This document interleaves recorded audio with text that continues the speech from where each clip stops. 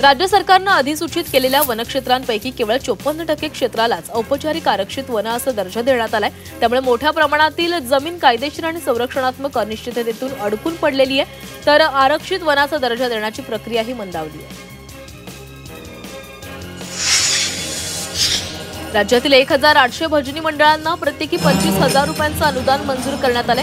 राज्य सरकारने एक GR जारी केला। यामध्ये भजनी मंडळांना साहित्य खरेदी करण्यासाठी अनुदान देण्यास मान्यता देण्यात आली आहे।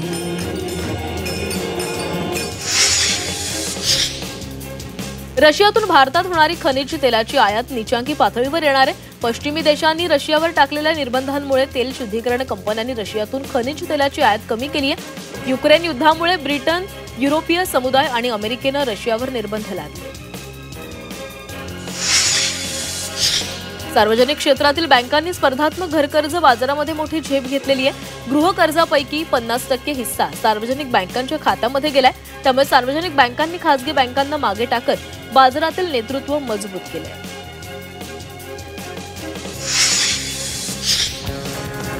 उत्तन विरार सागरी सेतूच्या प्रकल्प अहवालाला राज्य सरकारने मान्यता दिली आहे। या प्रकल्पामुळे नरिमन पॉइंटवरून थेट विरार एका तासामध्ये पोहोचता येणार आहे। या प्रकल्पासाठी 58,000 कोटी रुपये खर्च करण्यात येईल। इंटरसेप्टर वाहनांची हाताळणी करण्यासाठी 200 इन्स्पेक्टर्सचं प्रशिक्षण पूर्ण झालेलं आहे। नवीन इंटरसेप्टर वाहनांवर रडार यंत्रणा, वायफाय आणि NPR कॅमेरा बसवण्यात आलाय। या कॅमेरामध्ये इन्फ्रारेड तंत्रज्ञान असल्याने रात्रीच्या वेळेसही कारवाई करता येणार आहे। शेवग्याच्या दरामध्ये विक्रमी वाढ झाली आहे। प्रति किलो शेवग्याच्या शेंगा 500 रुपये किलोने मिळत आहेत। अवकाळी पावसामुळे शेवग्याच्या उत्पन्नामध्ये घट झाली असून बाजारात तुटवडा निर्माण झालाय आणि त्यामुळे दरात मोठी वाढ झाली आहे। ऊसाच्या वजनातील काटामारी आणि साखर चोरीबाबत शेतकरी संघटनांनी तक्रारी दाखल केलेल्या आहेत। वजनमापे विभागाच्या दुर्लक्षामुळे शेतकऱ्यांचं नुकसान होत असल्याचा आरोपही करण्यात आलाय। त्याचबरोबर दोषी अधिकाऱ्यांवर कारवाई करण्याची मागणीही करण्यात आली। मुंबई विमानतळावरून काल 1036 विमानांचं उड्डाण झालंय, तर 1.5 मिनिटाला एका विमानाचं उड्डाण झालं। मुंबई विमानतळावरून दररोज सरासरी 955 विमानांची वाहतूक होते, मात्र काल सर्वाधिक विमानांचं उड्डाण झाले। सार्वजनिक आरोग्य विभाग, महिला व बालविकास विभाग आणि आदिवासी विकास विभागाचे प्रधान सचिव 5 डिसेंबरला मेळघाटाच्या दौऱ्यावर जाणार आहेत। कुपोषणामुळे होणारे बालमृत्यू आणि गर्भवती महिलांच्या समस्येचा आढावा घेण्यासाठी हा दौरा आयोजित करण्यात आला आहे। मुंबई महापालिकेच्या प्रारूप मतदार यादीमध्ये 4 लाख दुबार मतदार असल्याची माहिती महापालिकेने दिली आहे। सर्वाधिक 103 वेळा मतदारांची नोंद झाल्याचं समोर आले। त्यामुळे आता 2 वेळा मतदान केल्यास कारवाई केली जाणार आहे।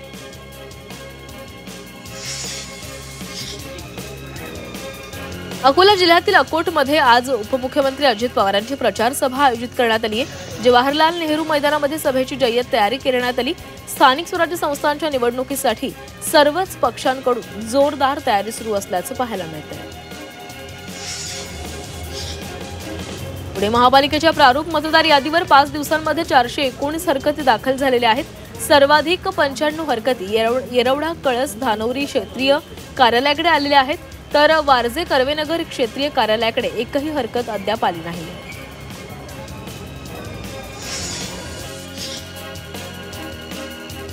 वाघवर्धिनी सेवाभावी संस्थेनं राज्य सरकारला पथदर्शी प्रकल्पाचा प्रस्ताव दिलेला आहे।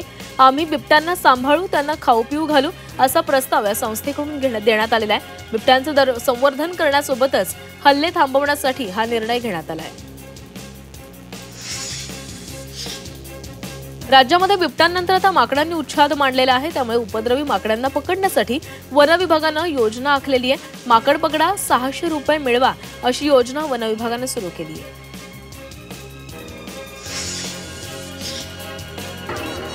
भायखळाच्या राणीबागेमध्ये शक्ती वाघाचा मृत्यू झालेला आहे। त्याचं फुफ्फुस 90% खराब झाल्यानं त्याला अचानक अपस्माराचे झटके आले, त्यानंतर त्याचा मृत्यू झाला आहे। राज्यातील तापमानामध्ये गेल्या 2 दिवसांपासून वाढ झालेली आहे। पुढील काही दिवस तापमानातील ही वाढ कायम राहणार आहे। त्याचबरोबर बंगालच्या उपसागरामध्ये चक्रीवादळ निर्माण होण्याचा अंदाज वर्तवण्यात आलाय, तर काही भागांमध्ये पावसाची शक्यता वर्तवली गेली आहे। मायानगरी मुंबई धुरामध्ये हरवलेली आहे. कालपासून मुंबईवर धुराची दाट चादर पसरली आहे आणि त्यामुळे दृश्यमानता घटलेली आहे. याचा फटका हवाई वाहतुकीला बसण्याची शक्यता आहे. मुंबईतील हवेची गुणवत्ताही खालावली. याचा त्रास मुंबईकरांना जाणवू लागला आहे. बदलत्या वातावरणामुळे आणि पावसामुळे यंदा पिकांचं मोठ्या प्रमाणामध्ये नुकसान झालंय. त्यामुळे बाजारामध्ये भाज्यांची आवक कमी झाली असून भाज्यांचे दर वाढलेत. परिणामी सर्वसामान्यांच्या स्वयंपाकघराचा खर्च वाढलाय. यंदाच्या हंगामामध्ये 15 लाख टन साखर निर्यातीला परवानगी मिळालेली आहे. तर मोलॅसेसवरील 50% निर्यात शुल्क रद्द करण्यात आलंय. यामुळे साखरेचे दर स्थिर राहण्याची शक्यता असल्यानं उद्योगांना दिलासा मिळालाय. तसंच या निर्णयाचा शेअर बाजारातही चांगला परिणाम झाला. अमरावतीमध्ये लग्न सोहळ्यातच नवरदेवाचा हृदयविकाराच्या झटक्यानं मृत्यू झाला. लग्नानंतर अवघ्या अर्ध्या तासातच नवरदेवाला हृदयविकाराचा झटका आला आणि त्यानंतर त्याला तातडीने रुग्णालयामध्ये दाखल केलं असता डॉक्टरांनी त्याला मृत घोषित केलं. फुफ्फुसाचा कर्करोग हा भारतातील चौथा सर्वाधिक घातक कर्करोग आहे. देशातील प्रत्येक 74 व्यक्तींमधील एका व्यक्तीला आयुष्यामध्ये फुफ्फुसाच्या कर्करोगाचा सामना करावा लागतो. तर फुफ्फुसाचा कर्करोग केवळ धूम्रपान करणाऱ्यांपुरता मर्यादित राहिलेला नाही. वायू प्रदूषण, रासायनिक वायू आणि सूक्ष्मकण यामुळे कॅन्सरचं सावट वाढलंय. देशभरातील 447 जिल्ह्यांमध्ये पीएमचे प्रमाण अधिक असल्याचं समोर आलेलं आहे. Centre for research on energy and clean air या स्वतंत्र संशोधन संस्थेच्या अभ्यासामधून हे समोर आलेलं आहे. त्यामध्ये पीएमचे सर्वाधिक प्रमाण दिल्लीमध्ये आहे, तर दुसऱ्या क्रमांकावर चंडीगड आहे. मुंबईत बांधकामासोबतच बेकऱ्यांमुळे प्रदूषणामध्ये वाढ झालेली आहे. त्यामुळे कोणत्या परिसरात सलग 3 दिवस हवेच्या गुणवत्तेचा निर्देशांक 300 वर नोंदवला गेल्यास संबंधित परिसर रेड झोन घोषित केला जाणार आहे. त्याचबरोबर ज्या परिसरातील बांधकामही बंद करण्यात येतील.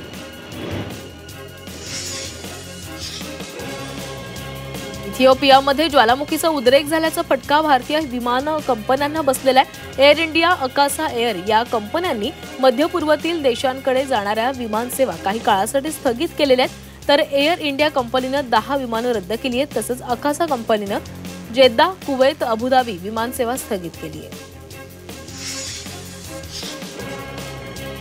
पुणे विभागामध्ये अवयवदानाबाबत जनजागृती करण्यात येते. 1 जानेवारी ते 10 नोव्हेंबर 2025 या कालावधीमध्ये 66 मेंदूमृत रुग्णांचे अवयवदान झालेले आहेत. या दानातून 183 रुग्णांवर प्रत्यारोपण शस्त्रक्रिया करण्यात आल्या.